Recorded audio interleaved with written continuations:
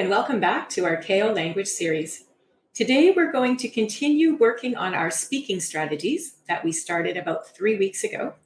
But today's episode is going to focus primarily on how you can work at home to practice generating ideas to answer the questions on the speaking test in an untimed fashion, and as well how you can get comfortable timing yourself so that you can finish answering the question within the right amount of time on the Cael test itself.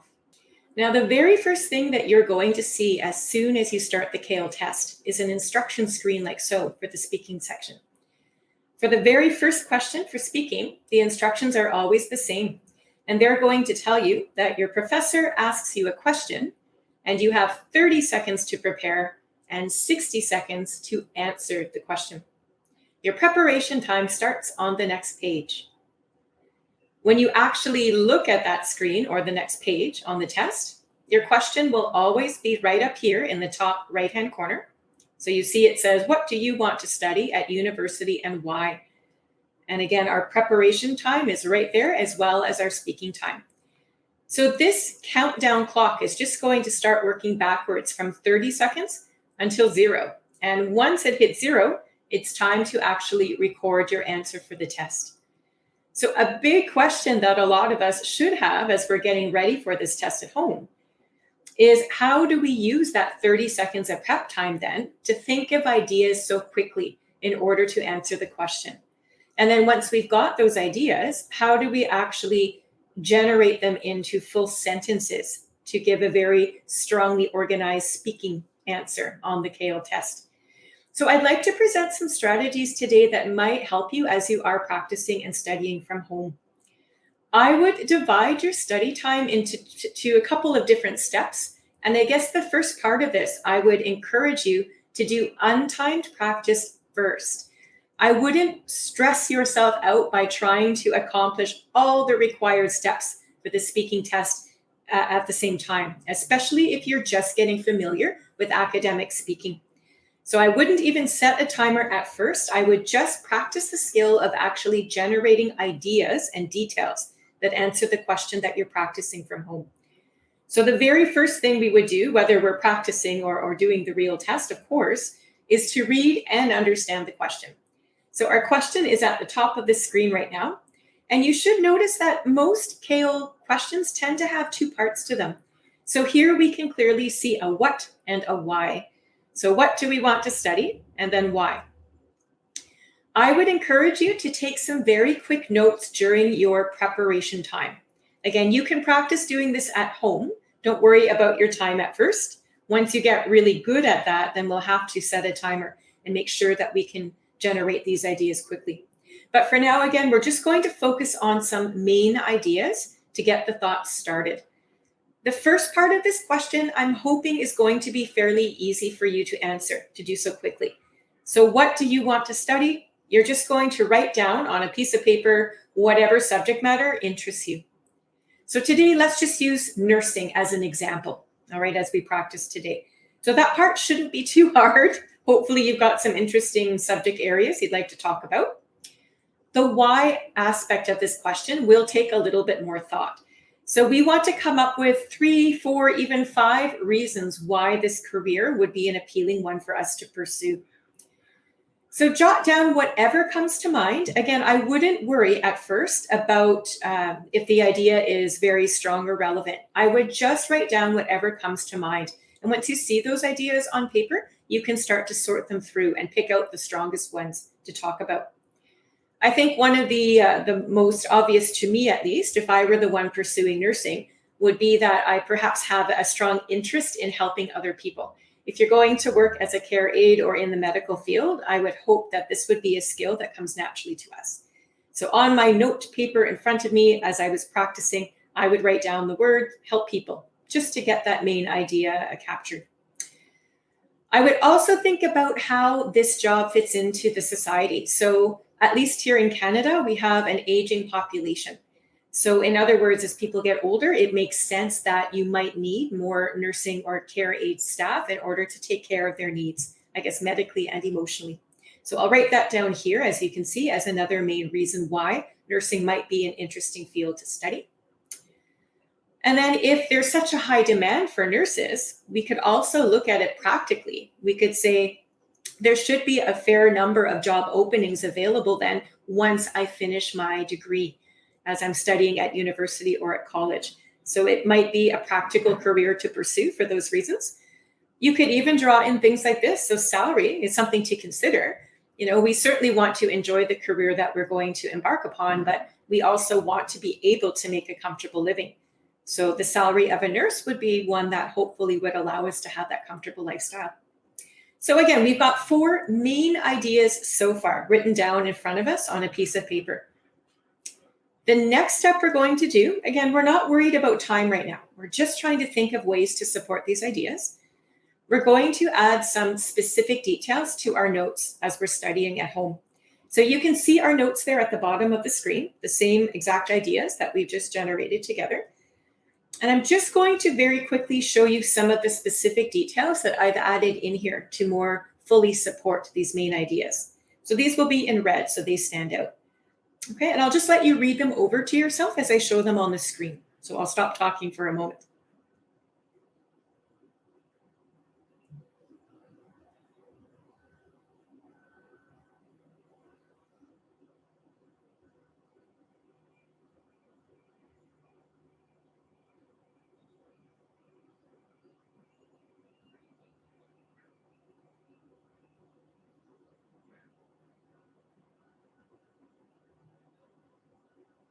Okay, so once you've got some specific details written in on your notes at home, the next step, and this is maybe a little more challenging for some of us, you're going to take your notes and you're going to use those ideas to create actually sentence structures that you're going to speak out loud. So as you're speaking, you're hopefully going to add in other relevant details. I call those the 5 W's. So we can think of the who, what, where, when, and why as appropriate for support.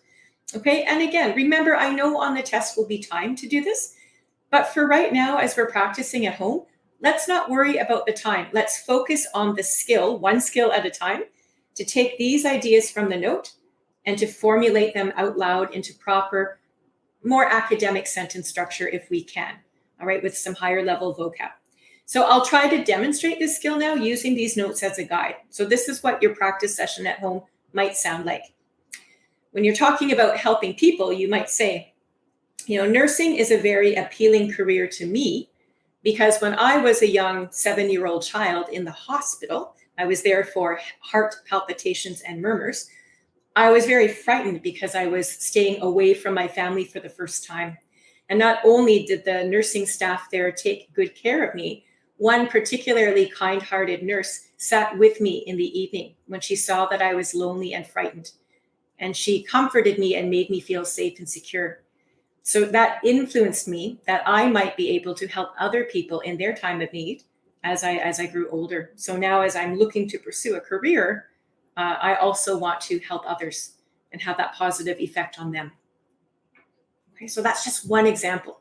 I just took that first personal example from the top of the list and I tried to really extend it and speak naturally without stopping to the best of my ability. Okay, and you can practice that skill with each of these ideas from the note. I'll maybe go on to the second main idea there about the aging population. Those last 3 ideas connect rather smoothly anyway. So I'll try to demonstrate now how you might go about inserting those into sentence form as you're practicing at home.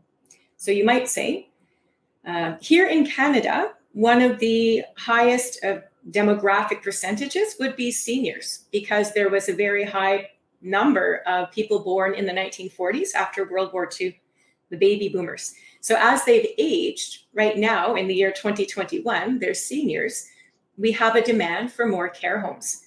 And with more care homes and being built or constructed, more nursing staff, of course, is going to be required to work there to take care of these ailing seniors. So that means then that once I finish my degree at university, hopefully it will be very easy for me to actually find a position in my chosen career. And that's important to me. I have noticed, in fact, very regular postings on websites like Indeed as I've been looking for work. So pursuing a career where I'll likely get hired fairly quickly after graduating is important. important to me, and so on. I hope you get the idea. Okay. So again, play around with some of these ideas. Just focus on getting your ideas spoken out loud. Look at connecting ideas together. Try your best to nail down some academic vocabulary as well. That will be helpful in the end. Okay. Once you've done that, so once you've practiced speaking out loud and you've added in those 5 W's, I like to call them, I would do one more step. It's basically an add-on, nothing new. You're still going to speak out loud. You're still going to add in your details as you speak, using your notes as a guide. What I would encourage you to do here is to repeat your answer several times in a row, over and over again, until you can actually speak fluently with minimal pausing. I think the first few times you try this, when you take one idea from your notes and try to really extend it, as I just demonstrated, when we first start out practicing, I think sometimes it's difficult and we stutter over our words and we pause and we say, we don't know what to say. Just keep repeating your idea until you focus it down, until you're able to speak from beginning to end, so that the idea is clear, it makes sense, and you've got that natural rhythm to your language. Okay, so that would probably take several study sessions even. And again, focus on the same question and the same ideas, because you'll start to develop those pathways and connections and get that vocabulary under your belt. So once you've done that, and so far we've not worried about our time, we're only focused on the language right now. So the content details, the vocabulary, and then the spoken sentences. Once you've got that very well under control, now it's time to do some timed practice at home. All right, so you're still going to speak out loud using your notes as a guide. Use the same question that you've just been practicing because it's comfortable and familiar to you. You're still going to add in any extra details, those 5 W's, as you've just been practicing. So hopefully, again, that's familiar to you by this stage. But here's where it gets more challenging, because you're going to set a timer. And remember, for type A, that first question on Cael, you're going to speak for 60 seconds only. That's what you'll be doing on the real test. So this is what we're going to now practice here at home. So you want to see how many details you're going to be able to comfortably discuss and support within that 1 minute. So when you look back at that list that we just generated, and I tried to practice some ideas out loud to show you what you can do with them, we had 5 specific details there. And in 1 minute, I don't think we're going to have time to speak about all 5 of them. So this is a skill that you're going to practice at home that will serve you well for the real test. As an efficient speaker, we need to be very flexible. So you need to keep one eye on the timer and understand that if you've talked about 2 main ideas and you've supported them very fully and you've only got about 10 seconds left on the timer, that's okay. Then you might want to offer your concluding statement and you're finished. Don't feel that you absolutely have to follow every single detail that you've thought about in your notes. Okay, again, you've got to be spontaneous. You have to either add ideas in or remove ideas from what you were planning to talk about to suit the time. All right, a lot of test takers that I've worked with tend to feel that they actually have too much information for a 60-second question. That does happen often. So again, don't feel you've got to cram all your ideas in. It's better to have at least one detail or a supporting example for each main idea, rather than just list your main ideas and not support them, okay? Alternatively, I suppose if you have finished everything that you had written down on your list, in your notes, and you still have about 15 seconds left on the timer, well, you're going to have to be spontaneous right on the spot. You'll have to think of another main idea with a supporting detail that you can insert into the answer that will help take the time. So you want to finish fairly closely to that 1 minute. This is important for part of your score on the real test. Once you've done that, again, I'm going to encourage you to repeat this answer out loud. Do it several times in a row until it becomes very comfortable to meet that 1 minute time frame. All right, be confident. If you can prove to yourself in practice that you can do this and formulate a very well organized and well supported answer, you'll take that confidence into the actual test with you. And most of us tend to do better when we've proven to ourselves that we already know how to do this and we can demonstrate that skill on the test. So these are some strategies I hope that will serve you well as you are practicing at home. What I'd like to do next is I'm actually going to show you or play for you, I guess, a real answer that was recorded by a past test taker to the very question we were just practicing about what we want to study at university and why. What I'd like to do before we listen, though, is I'm going to quickly review all of the skill sets that the raters are going to listen for as they hear your answers on the test to give you a score. Now, we've talked about this checklist in all of our previous episodes. So if you're already familiar with it, feel free to skip ahead a little bit, but I'm going to take about 3 or 4 minutes now just to make sure we all know exactly which skills we need to demonstrate in order to maximize our score on Cael. So there are 4 skill sets, we'll call them in total, that we need to be proficient in. The first one is delivery skills. So this speaks to your public speaking. So the basics would include proper pronunciation, a nice, comfortable pace, so not too fast, not too slow, and also a very comfortable volume. You need to speak loudly enough so that people can hear you, but you don't need to yell, right? So those are the basics. And once we've got those under control, we then really focus on the rhythm and the fluency of the answer. So the voice should naturally, the tone or the intonation should naturally rise and fall as we're speaking. So we have a little bit of energy or enthusiasm, but we're also framing where the main ideas are beginning and ending. And we do that with our voice, whether you realize it or not. The voice will rise and fall naturally. Now, we don't want any long silences. This is problematic. So again, try your best not to stop and start all the way through your answer. That's just going to frustrate your listener. Likewise, those interjections that we sometimes make. So I think when we're reaching for a vocabulary word or we're not quite sure what the next idea might be, oftentimes we say words like And when we do that too much, it's going to really frustrate the listener. They're going to have a hard time following you. So with all of your untimed practice at home, that's where you're working that out. You're trying to speak from beginning to end without stopping, so that when it comes time to perform on the test, you'll be able, hopefully, to do the same. The second area that the raters will look at is your language use. It should be accurate. So we're looking at, first of all, your vocabulary, plain and simple. The vocabulary should be academic, and it should show a nice variety too. We don't want to just repeat the same words over and over, but the words you use should be suitable for the question. They need to be used accurately, yes, but they should also be fairly precise. So you've chosen those exact words for a reason, and they make sense in the context of what you're talking about. Another part of this language accuracy also speaks to your use of transitions and conjunctions. So the raters are listening to see how well you can connect shorter, simpler ideas together to create these longer sentence structures. All right, so you can practice your sentence structure at home as your own grammar lessons as well. And that's going to help you as you speak, because you need to speak in complete sentences on the Cael test, since it is an academic test.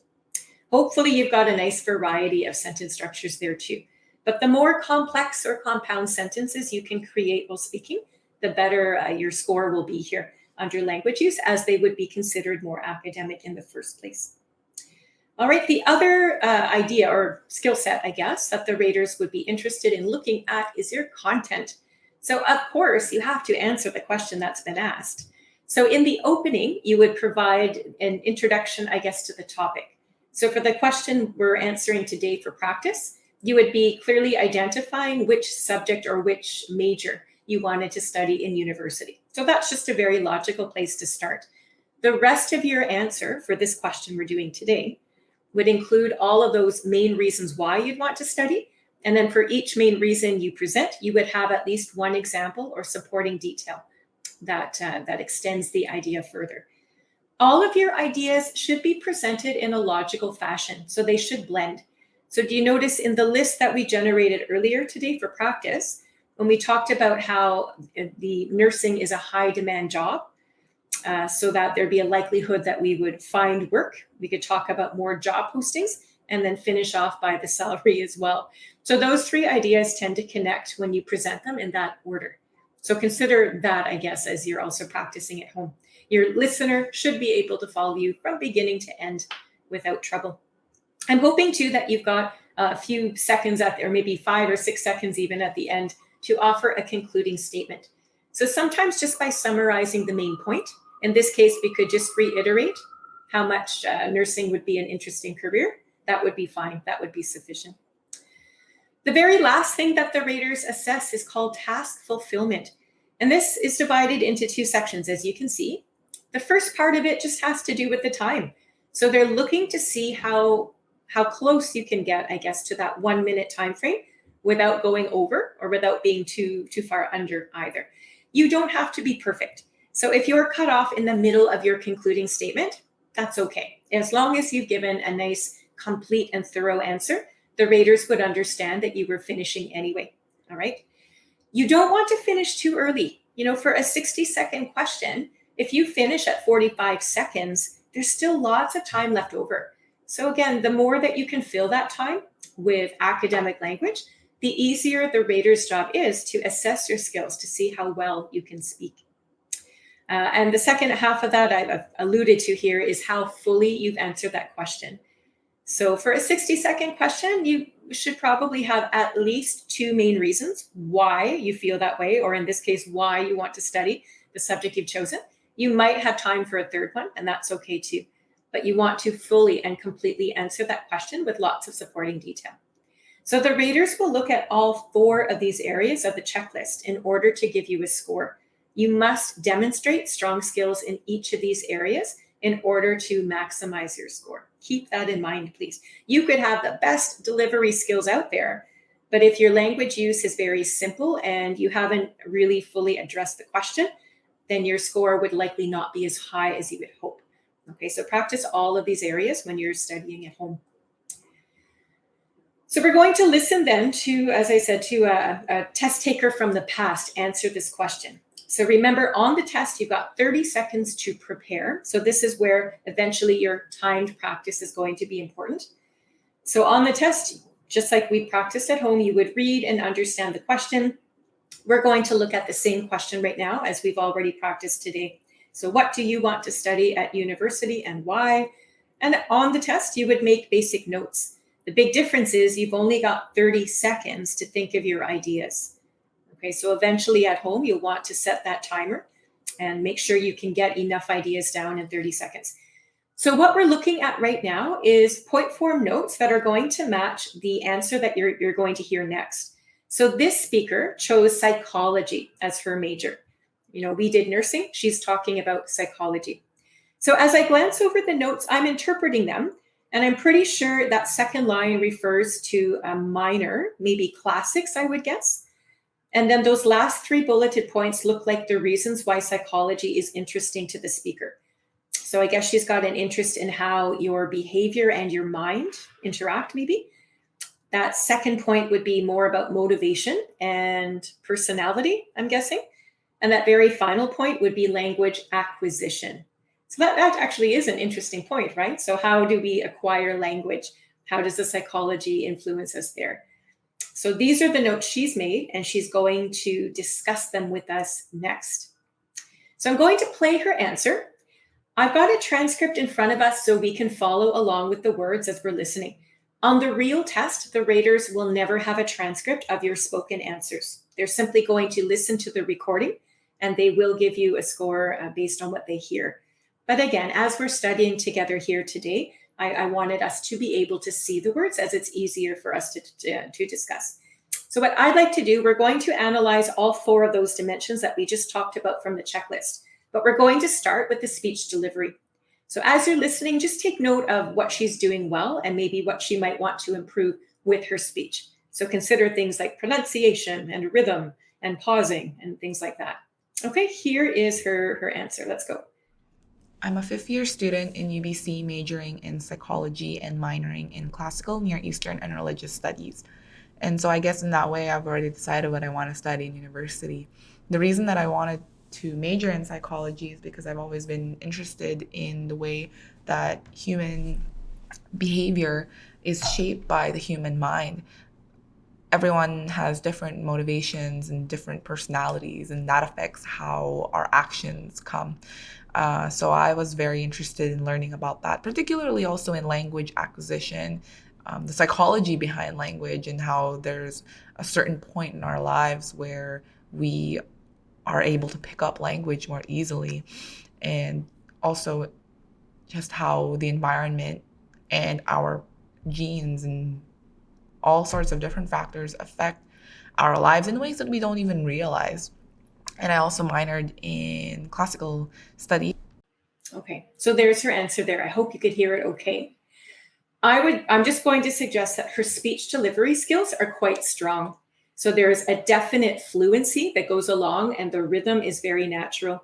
Her pronunciation was fine. Even if we had not had this transcript, I'm sure we would have been able to understand all the words that she spoke aloud.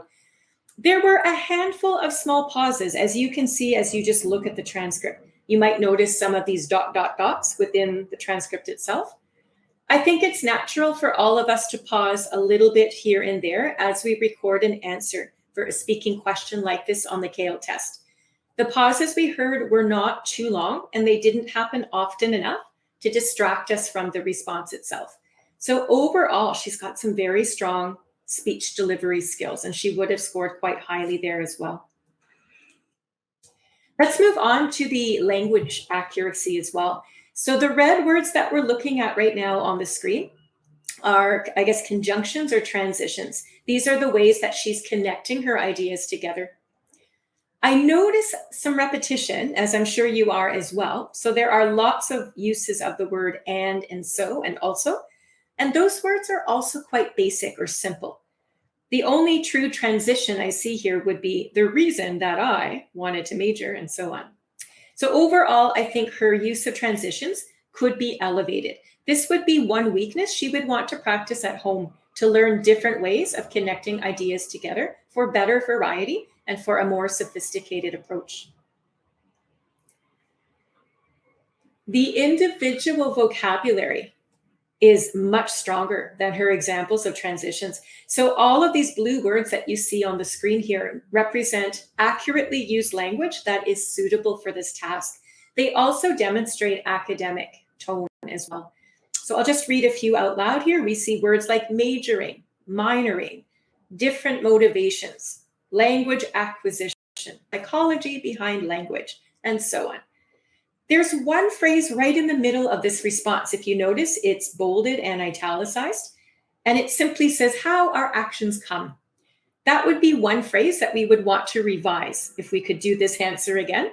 That phrase is imprecise and a little bit too casual. But other than that, she's got lots of examples here of higher level vocab. So the raters would be impressed by her use of vocabulary as it shows a good variety and it is academic. The third quality we're looking at here is content. So this speaker did introduce her subject, her major at the top is psychology. And then these three orange or brown colored ideas represent the content or the main reasons why she wants to study psychology. You'll notice her first idea talking about how behavior is shaped by the human mind. She gives a little bit of an extension there. You can see she's got some details to more fully explain that. Her second point gets into language acquisition, but here she starts to become a little bit more vague. She simply indicates there's a certain point in our lives where we can pick up a language more easily.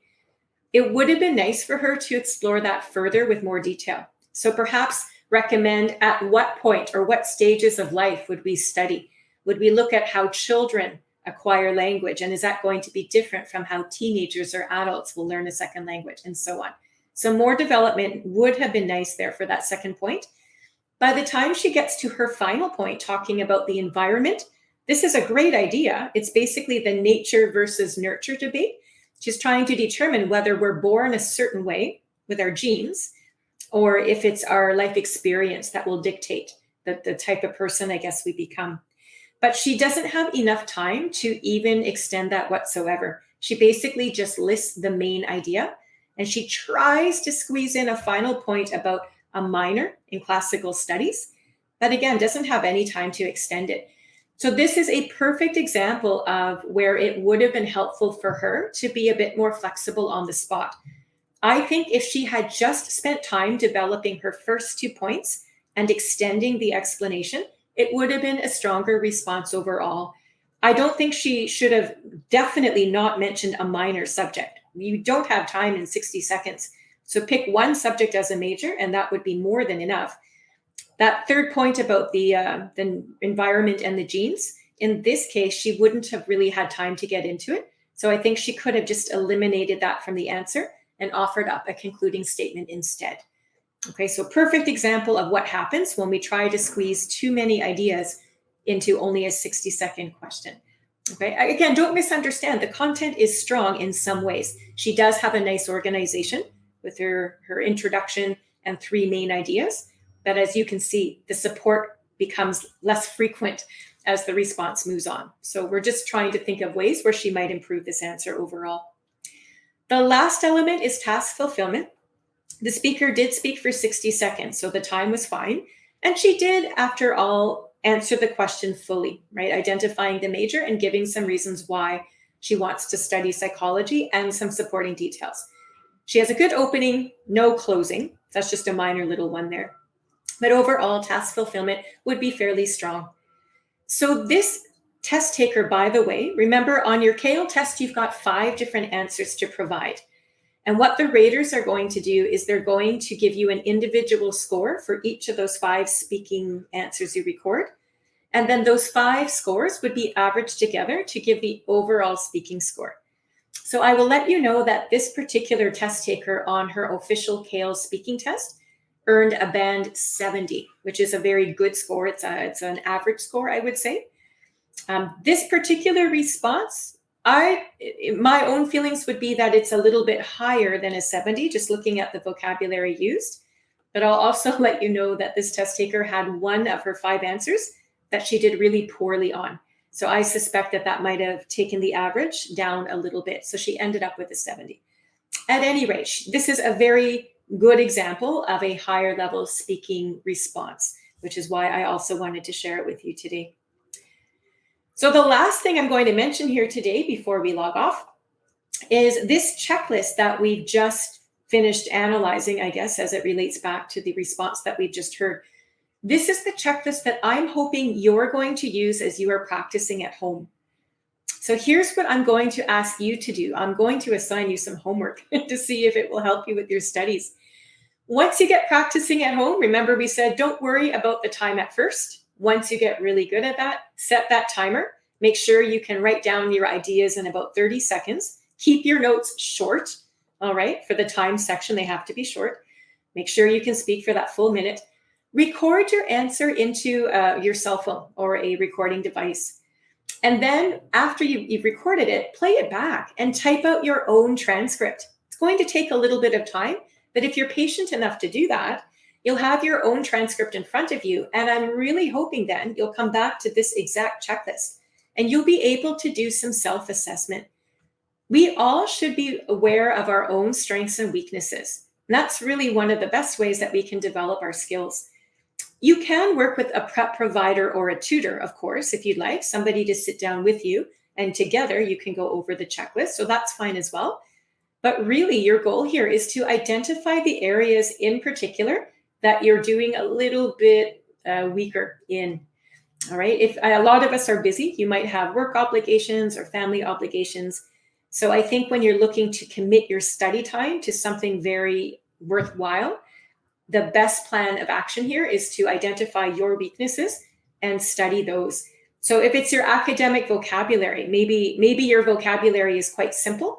So that would be an area that you might want to devote some study sessions at home to widening your vocabulary to be more academic. Maybe it's your pronunciation that you're struggling with. So you can work on some strategies there to hone those skills and so on. We all have different strengths and weaknesses.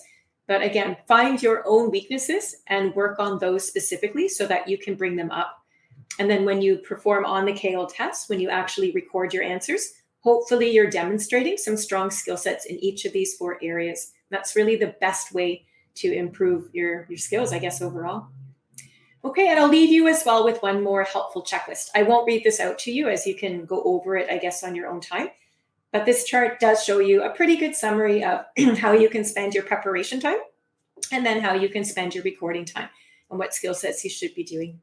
All right, so I'm hoping after today's session, you've got some ideas about how you might want to go about practicing your speaking skills at home in order to prepare for Cael. Join me next week as we do some more practice, and we're going to move on to a new section of the Cael speaking test. We will look at independent speaking type B. I will see you then.